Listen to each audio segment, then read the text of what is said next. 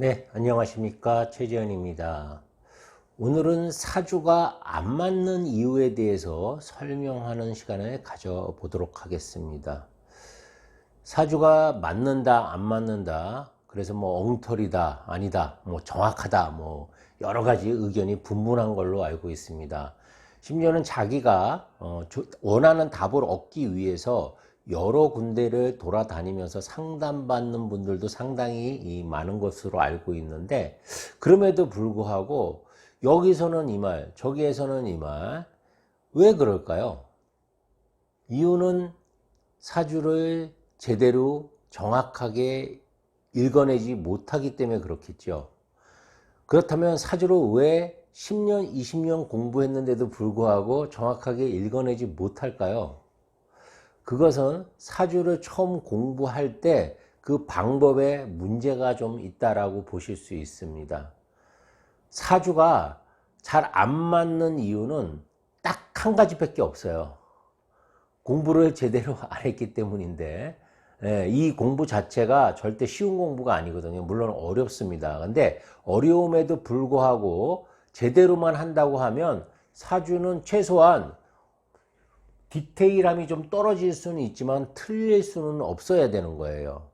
왜 틀리냐? 가장 큰 이유, 사주가 틀리는 이유, 잘 안 맞는 이유는 변화라는, 시간이라는 개념을 이해하지 못했기 때문이라고 할 수 있습니다. 어떤 분들은 예를 들어서 올해 신축년이지 않습니까? 어떤 분들은 자기는 신축이라는 간지가 들어오면 항상 좋은 일이 생겼다라고 이렇게 얘기를 합니다. 12년 전에 뭐 신축이 들어왔을 때 자기는 좋은 일이 생겼다. 심지어는 신축월에도 좋은 일이 생겼다. 그런데 요번에 신축 대운이 들어왔는데 되는 일이 하나도 없더라. 그래서 사주는 엉터리가 아닌가 이렇게 주장하시는 분들도 계십니다. 왜 그럴까요? 시간을 이해하지 못했기 때문에 그렇습니다. 사주는 이제 시간을 이제 우리가 다른 말로 표현하면 이제 운이라고 이렇게 표현할 수 있겠죠. 사주는 정말 단 한순간도 멈춤이 없습니다. 계속 변화돼요. 그래서 사주를 한마디로 표현한다고 하면 변화와 균형이라고 할 수 있습니다. 사주는 변화와 균형의 학문이다. 사주는 끊임없이 이 제 책 그 합충변화에서 나온 것처럼 끊임없이 변화를 합니다. 이 변화를 읽어내지 못하면 당연히 사주는 맞지 않을 수밖에 없겠죠. 그러니까 12년 전에 들어온 신축과 지금 들어온 신축은 같은 신축이 아니에요. 그 신축이라는 운은 같을지 모르지만 그 운과 또 운이 결합해서 혹은 원국과 결합을 통해서 혹은 또 다른 어떤 외부적인 요인과의 결합을 통해서 변화될 수 있는 겁니다. 물론 사주라는 것 자체가 궁극의 목적은 균형에 있지만 이 균형을 찾아가는 그런 어떤 방법론 쪽에서는 끊임없이 변화를 한다는 것이에요. 지구는 태양 주변을 1도씩 360도 도는데 360일이 걸려요. 그러니까 그것을 지구의 공전이라고 이렇게 표현을 하죠. 달은 지구 둘레를 한 바퀴 도는데 27.3일이 걸립니다. 우리는 항상 달을 볼 때 뒷면도 볼 수 있지 않을까 생각하지만 실제 뒷면을 볼 수가 없어요. 왜 그러냐면 달은 공전주기와 자전주기가 똑같거든요. 그래서 이 달이 27.3일이 걸리다 보니까 항상 그 날짜가 안 맞는 거예요.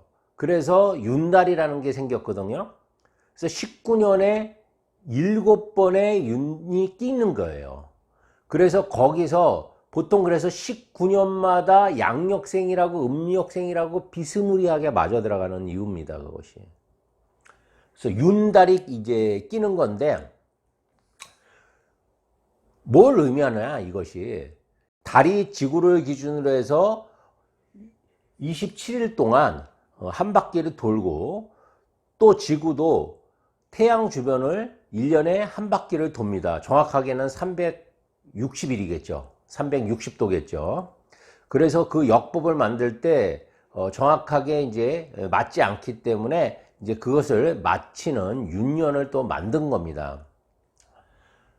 어쨌든 사주에서 중요한 것은 변화를 읽어내는 건데, 이 변화를 읽어내는 것이 어렵게 생각이 되기 때문에 사주가 맞지 않는 거거든요. 예를 한번 들어보겠습니다. 간목일간이 있습니다. 그런데 이 간목일간한테 병화도 들어올 수 있고, 또 정화도 들어올 수 있고, 경금도 들어올 수 있고, 신금도 들어올 수 있고, 기토도 들어올 수 있고, 뭐 무토도 들어올 수 있겠죠. 뭐 임수도 들어올 수 있고, 계수도 들어올 수 있겠죠.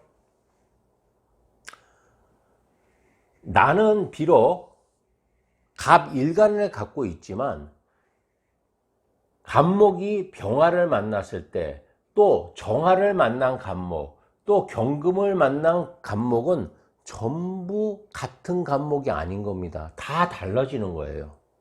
뭐에 따라서 갑이 병해를 만났을 때, 갑이 개를 만났을 때, 갑이 임을 만났을 때 다 형태가 심리적인 상태부터 해서 바뀝니다. 예를 한번 볼까요? 간목이 개수를 만났다고 가정을 해보자고요. 그러면 간목한테는 인성운이 들어오죠. 그런데 이 인성 자체도 또 운이라는 게 대운만 있는 게 아니라 세운도 있고 월운도 있죠. 그래서 그 관계도 함께 보셔야 되는 거예요. 예를 들어서 대운이 현재 정화 대운에 있는데 개수 세운이 왔다. 그러면 이걸 보통 세운이 대운을 벌한다고 하죠. 이런 경우에도 또 이게 서로 예를 들어서 경금 운대랑 금생수 되는 운대하고 정화를 만난 대운하고는 같은 개가 들어와도 또 다른 갑으로 변할 수 있는 겁니다. 사주는 고정되어 있지 않습니다. 사주는 입체적이에요. 입체적이기 때문에, 입체적이라는 의미는 시간이라는 개념이 들어가기 때문에 그래요. 우리 사주 원국을 공간이라고 봤을 때, 체라고 봤을 때, 이 용, 즉 시간, 운은 끊임없이 공간을 변화시킵니다. 그 변화시키는 원인이 바로 시간이고 이제 운이라고 표현할 수 있거든요. 근데 이 운이라는 게 무려 5개가 들어와요.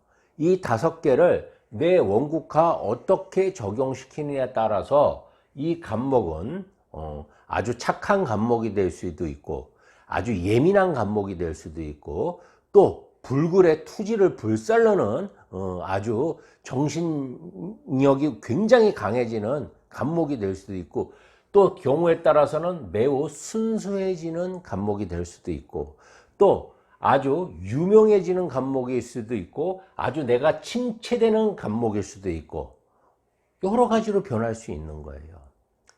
여러분이 예를 들어서 여성분이다 가정해 보세요.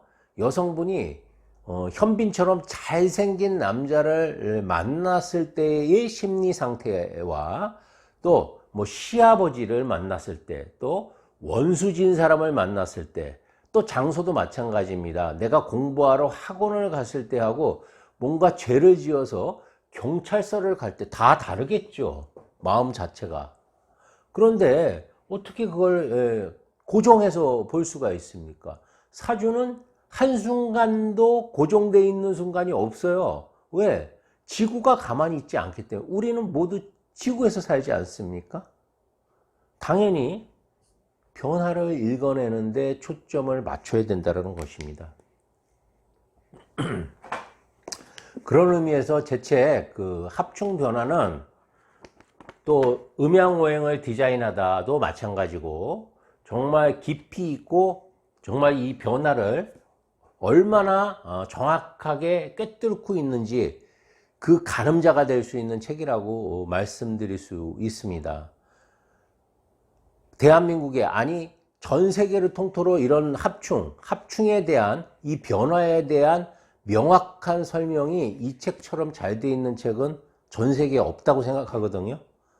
4대 고서 또 모든 정말 사주의 아주 바이블이라고 하는 책들을 다 뒤져봐도 이렇게 명확하게 합충의 기준을 마련한 책은 없습니다. 제가 모든 고서를 다 수십 번씩 다 필독을 했고 또 그 강의도 이미 다 마친 상태고 그리고 거기에 제 임상 그리고 음양오행을 결합해서 책을 만들었습니다. 그래서 합충변화책은 지금도 굉장히 잘 나가고 있는데 우리가 음양오행과 제 책 중에서 좀 어렵다라고 생각하는 책이 이제 이 음양오행하고 합충변화입니다. 그래서 요 주책은 좀 깊이가 있기 때문에 여러분들이 읽으실 때 좀 기초를 좀 다지신 다음에 읽으셔야 돼요. 오늘도 이제 가끔씩 이렇게 전화가 옵니다. 책에 관한 그런 문의가 들어오는 걸로 알고 있는데 사실 책에 대한 문의는 제가 일일이 받아줄 수가 없어요. 왜냐하면 책이 나간 숫자가 너무 많기 때문에 그분들을 제가 일일이 개인적으로 상대해 드릴 수가 없거든요. 그러면 책을 체화시키기 위해서는 무엇을 해야 되냐면 이렇게 사유를 해야 됩니다. 깊이 생각하고 또 그 다음에 이렇게 동영상을 통해서 체화를 해야 되는데 아무리 좋은 스승이라고 할지라도 그 스승이 말을 진짜 물가까지는 끌고 갈 수 있지만 물을 최종적으로 먹는 거는 본인이 마셔야 되거든요. 그럴 때 제일 중요한 게 뭐냐면 처음 사주 공부를 시작할 때 제대로 배우는 것이 굉장히 중요하다고 볼 수 있어요. 사주는 변화를 읽어내는 학문입니다. 이 변화라는 것은 결국 균형을 향해서 가는 거고요. 그래서 제가 이제 항상 사주를 얘기할 때 우리 제자분들한테도 유학적인 사고를 하라고 이렇게 말씀을 드립니다. 유학이라고 하니까 자꾸 이렇게 고리타분한 무슨 삼종지토니 이런 거 떠올리시는데 그거는 유학의 본질이 아니고요. 기득권 세력, 뭔가 이렇게 권력을 장악하고 있는 사람이 그것을 유학을 뭔가 이렇게 편집해서 이용을 한 거지. 유학의 본질은 굉장히 아름답고 순수한 그런 학문이라고 할 수가 있습니다. 그래서 유학적인 사고라는 것은 그냥 한마디로 얘기하면 음양오행의 학문이라는 거예요. 음양오행이 추구하는 것은 또 물론 균형이 그 목적이 될 수 있습니다. 그래서 우리가 음양오행적으로 사주를 유학적으로 이렇게 판단을 하다 보면 해석을 하다 보면 사주는 절대 틀릴 가능성이 없습니다. 물론 우리 사주 고서도 중요하고 그 다음에 책들도 중요하고 여러 가지 다양한 이론들이 있는데 그 모든 공통 분모는 결국 귀결되는 게 변화와 균형이라고 이렇게 단언할 수 있어요. 사주는 이 이상도 이 이하도 없습니다. 그리고 글자 하나하나가 이렇게 전부 이거 자체가 정말 최고의 비법이라고 할 수 있어요. 우리가 같은 인성운이 들어왔을 때 그 인성운을 우리가 어떻게 활용하는지는 얘가 결정하는 게 아니에요. 일간이 결정하는 게 아니에요. 인성이 들어올 때는 인성의 어떤 효용성을 판단하고 결정짓는 것은 관이하고 또 제가 개입할 수도 있고 또는 식상이 방해할 수도 있고 여러 가지 형태들이 발생할 수 있는 겁니다. 인성을 잘 쓴다는 거. 예를 들어서 인성이 꼭 필요한 사람한테 이렇게 간목이 인성운이 들어왔을 때는 뭔가 나한테 정당성이 부여되고 자격이 생기고 절차와 인정을 받는, 절차를 통해서 인정을 받는 아주 좋은 운은, 즉 문서도 잡을 수 있고 재물이나 또 나의 어떤 재능들을 전부 다 인정받고 문서화할 수 있는 그런 어떤 좋은 작용을 할 수 있지만, 내가 이미 예를 들어서 인성이 굉장히 많은 상태에서 또 인성이 들어왔다고 하면 오히려 인정받기보다는 욕을 먹겠죠. 욕을 먹고 뭐 판단 착오를 일으킬 수 있겠죠. 우유부단해지고, 또 내가 선택 장애 같은 것들이 생겨서 뭔가 중요한 선택에 있어서 버퍼링이 생길 수 있고, 또 의존성이 강해지고 게을러지고 남 핑계를 많이 대는 그런 상황으로 바뀔 수 있겠죠. 그러니까 같은 인성이 같은 간목을 만나도 내 주변 오행이 무엇이 있는지에 따라서, 또 다른 운이 무엇이 들어오는지에 따라서 전부 달라지는 게 바로 사주입니다. 그렇기 때문에 정말 이 사주를 정말 잘 공부하시기 위해서는 이 변화에 집중하셔야 됩니다. 어떻게 변화되는지. 여러분들이 요즘에 그 책을 많이 보시고 그래도 여러 군데에서 이렇게 의견도 많이 주시고, 또 좋은 이렇게 뭐 칭찬 같은 것도 많이 해주셔서 격려도 많이 해주시고 좋은 칭찬도 많이 해주셔서, 제가 좀 더 이제 유튜브에 좀 신경을 써서 이제 홍보를 좀 많이 하고자 하는데, 사실 사주 공부라는 게 그렇게 만만한 공부는 아닙니다. 그렇지만 넘지 못할 공부도 아니거든요. 중요한 건 뭐냐면 포기하지 않는 거예요. 끝까지 포기하지 않고, 좀 어렵더라도, 특히 사주에서 제일 어려운 부분이 이 변화를 읽어내는 부분이거든요. 그래서 합충 변화가 이제 저 같은 경우에는 중국 과정에 있는데, 또 중국 과정을 정확하게 이해하기 위해서는 반드시 음양오행 초국 과정을 이해를 해야 돼요. 초국 과정이 음양오행과 그 천간 지지가 다 들어가 있기 때문에 그 글자 하나하나 공부하는 게 굉장히 중요하거든요.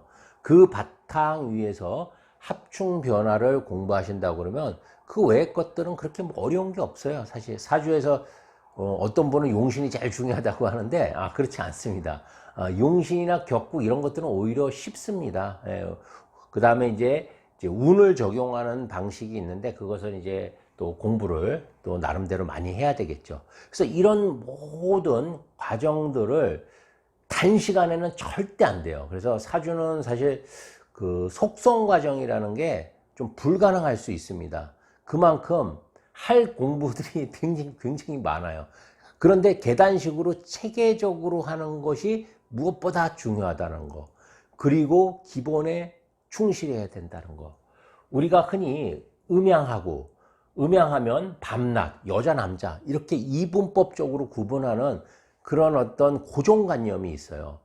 간목하면 이것이 마치 소나무 전나무라고 이렇게 고정하는 관념이 있고, 또 관성하면 여자한테는 남편이고, 또 재성하면 남자한테는 여자고 재물이고, 이런 어떤 고정관념들이 있거든요. 근데 그 고정관념들이 다 변화될 수 있다는 것이 핵심이에요. 관성은 남자가 안 될 수도 있고요. 모든 고서에서도 또 그렇게 나와 있습니다. 용신이 남편이 될 수도 있는 거고, 재성이 또 아버지가 아닌 엄마가 될 수도 있는 거예요. 그렇기 때문에 모든 것은 변화될 수 있다라는 그런 확장성을 갖고 있어야 돼요. 사주는요. 고립돼 갖고 고정하고 고립된 이론으로는 한 개도 안 넓습니다. 그래서 1년을 공부하고 2년을 공부하고 10년을 공부해도 남의 사주 못 보는 거예요. 남의 사주를 못 볼 뿐만 아니라 자기 사주도 못 봐요. 자기 사주도. 응? 이 대운이 왔는데 도대체 왜 내가 나쁘냐. 예전에 이 세운 때는 좋았는데 이 메커니즘 변화를 못 읽는 거예요. 사주는 끊임없이 움직이잖아요. 우리 아침, 점심, 저녁, 밤으로 계속 이어지죠. 계절도 봄, 여름, 가을, 겨울이 멈추는 법 보셨습니까? 방향성이잖아요. 항상 동에서 서방향으로 지구는 돌고 있어요. 방향성도 등가속이죠. 비슷한 속도로, 거의 비슷한 속도로 같은 방향으로 계속 1초도 안 쉬고 하루에 1도씩 계속 돌고 있죠. 사주도 마찬가지입니다. 어떤 사주의 주인공도 고정되어 있는 사주의 주인공은 하나도 없다라는 거예요. 변화라는 것이 곧 사주이다. 그래서 저는 뭐 제 학문 자체를 제가 20년 전부터 이 사주는 유학적으로 해석을 해야 된다라고 주장을 했고, 음양오행의 학문, 즉 과유불급의 학문이라고 이렇게 항상 주장을 했습니다. 그래서 제가 예전에 균형이론도 저울이론도 발표한 게 이제 균형을 의미하는 거거든요. 그래서 저는 제 이 학문이 결국은 사주의 표준화로 이어질 것이라고 저는 뭐 자신을 합니다. 그래서 모든 우리나라뿐만이 아니라 동북아 국가에서도 제 이론, 제 책을 가지고 공부할 수 있는 날이 머지않아서 올 것이다라는 거, 적천수를 버리고 제 책을 보지 않을까라는 그런 어떤 희망을 갖고 있습니다. 그리고 제가 이제 책을 계속 저는 1년에 무조건 한 권 이상은 책을 냅니다. 그래서 제가 이렇게 지금 냈던 책들 말고, 물론 이제 지금 적천수나 뭐 고서들도 지금 다 번역본들을 지금 쓰고 있고요. 그 외에도 이제 초보자들을 위한 책과 또 뭔가 이렇게 문제집 형식으로 만들어진 그런 책들도 지금 기획을 하고 있습니다. 그래서 유튜브 방송에 혹시 뭐 제 카페도 있고요. 사주 카페, 최지한의 사주 카페도 있고, 유튜브도 있고, 유튜브 댓글이나 뭐 블로그나 카페에 이런 책이 있었으면 좀 좋겠다라는 여러분들 그 바람이 있으면 좀 글로 남겨주시면 제가 또 모르는 부분들이 있으면 또 여러분들 의견을 100% 받아들여서 그런 책들도 한번 써보겠습니다. 우리는 학자 아닙니까? 점쟁이가 아니고 학자죠. 이거는 학문입니다. 아주 궁극의 학문이라고 할 수 있습니다. 우리 유학에서 파생된 거예요. 이 사주명리라는 것은 유학에서 파생된 학문들이 많죠. 뭐 성리학도 그렇고 주자학도 그렇고 사주명리도 그렇고 다 유학적인 개념에서 나온 거고, 유학은 음양오행에서 나온 거예요. 여러분들 주역이라는 책이 공자가 아니었으면 유학에 포함도 안 됐을 뿐더러 세상에 이렇게 넓게 퍼지지도 못했을 겁니다. 이름 일양 주의도라는 말을 우리가 알 수 없었겠죠. 공자는 그래서 이 10익 10가지 이로움, 10가지 이익을 이 주역이라는 책을 통해서 이제 펼치셨습니다. 뭐 논어도 좋은 책이고 중용도 좋은 책이고 맹자도 좋은 책이고 버릴 만한 책은 하나도 없지만, 특히 이제 이 주역에서 우리가 이제 배워야 될 것들이 많죠. 요즘은 그 주역회에서 화천대유가 갑자기 천하동인이 나오는 바람에 주역에 이제 관심들이 많아졌는데, 주역이라는 책은 음양오행의 어떤 아버지격이라고 보실 수 있어요. 근데 중용뿐만이 아니, 주역뿐만이 아니라 중용을 봐도 또 혹은 논어를 봐도 설명 형식이 다른 거지 다 의미하는 것들은 이런 것들이에요. 음양오행은 공통분모라고 할 수 있습니다.